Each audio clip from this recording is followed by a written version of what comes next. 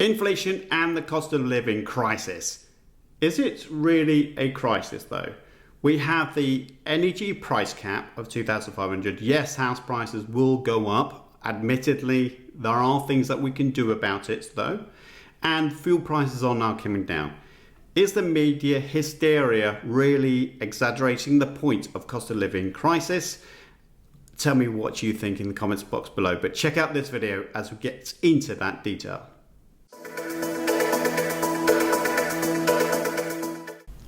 Hi everyone, my name is Simon Mishevich from Optimised Accountants, and today we're going to be talking about inflation and indeed the cost of living crisis. If there is a crisis, or is it just the fact that we are now adapting to life with high prices? And actually, are those high prices really exaggerating inflation with what's going on in the marketplace? There are some great golden nuggets of how to save money throughout this video, so please don't just look at the report, do watch it all the way through. And as you're watching this, I'm always wanting to engage with you guys, so do drop in your comments, your questions, your concerns in the comments box below. Please do that. Inflation, so the consumer price index, as you can see from the graph, is still going up. Now the inflation has got this little nick. I don't know what that sound is, but it's a downward curve. Still significant, let's be honest. The inflation is still huge in terms of where it needs to be, beyond 2%. It's nowhere near that. It's not a huge spike downwards at all, is it? We know that it's high.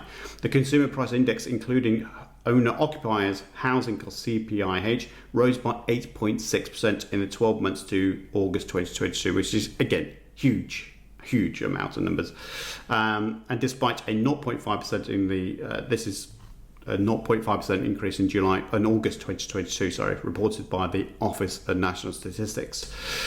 The big thing for me is what they said here. The largest contributions to the annual rate in August 2022 are from housing and household goods and services, transport and food, non-alcoholic beverages. Now again, food is driven by farmers is driven by fuel, and the fact that they don't have these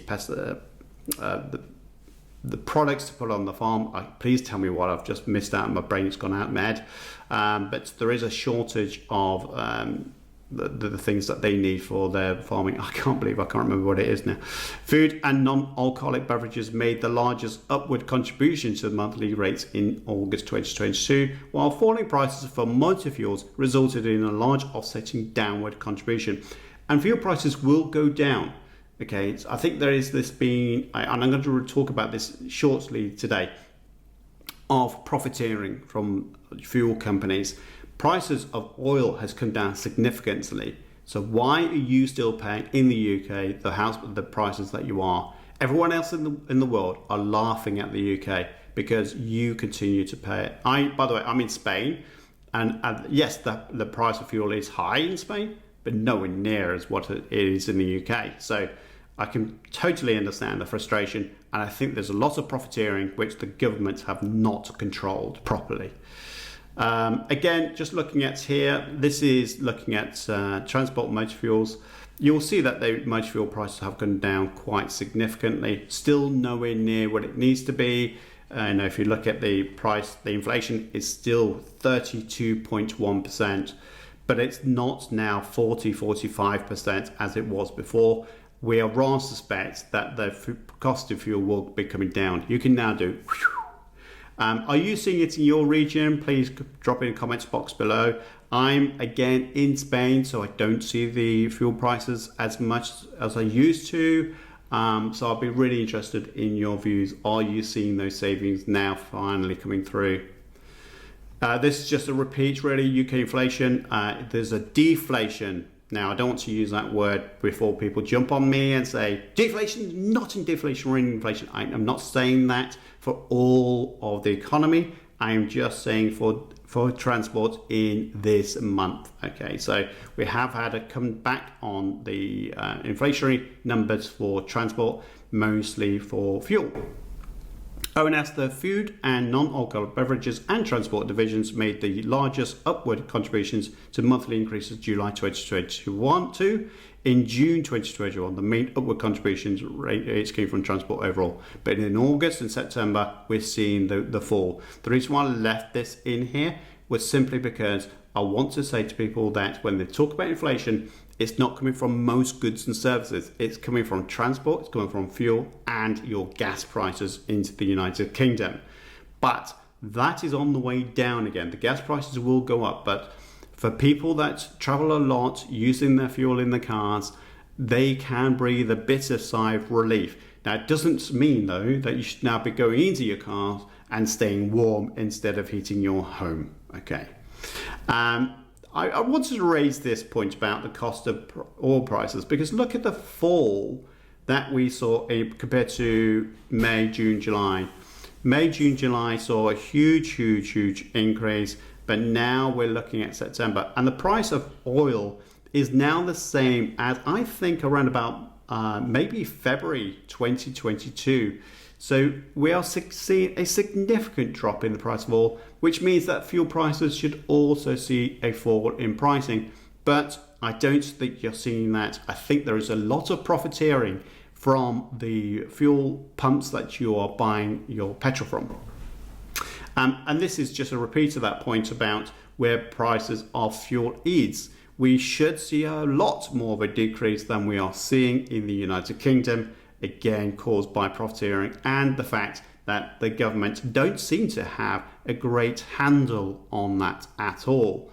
And I rather suspect that gas prices will follow suit. Yes, there is a war, but how much profiteering is going to be going on in the United Kingdom? Because there's a price cap that's going on, but you taxpayers will still be paying that. And I'm saying you taxpayers, I still pay corporation tax in the United Kingdom. So we will be paying that, as a whole, to pay for this energy price increases. The government should do more to stop the increasing as opposed to just putting a cap on it, and then the problems still remain. If you are looking to reduce your fuel prices, do look at petrol prices on your app. Get the best prices for your petrol tanks and save some money. So have a look at those apps, whether it's on Android or on Apple. You should be able to get this app. Energy bill support fact sheet 8. This is 8th of September 2022. Again, just recently released.